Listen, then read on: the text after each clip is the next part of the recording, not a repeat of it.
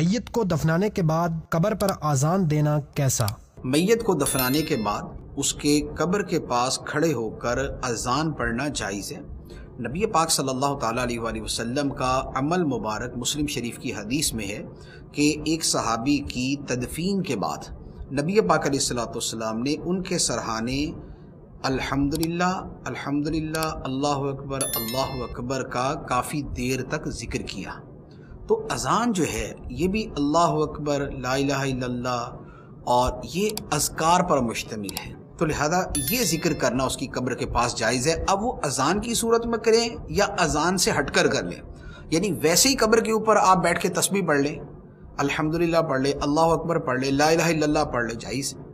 اور اگر یہ اذان کی صورت میں پڑھ لیں تو بھی جائز ہے۔ تو لہٰذا اذان کی صورت میں ذکر الہی ہو یا اذان کے کلمات سے جدا گانا ذکر الہی ہو، قبر کے پاس بیٹھ کے پڑھ سکتے ہیں۔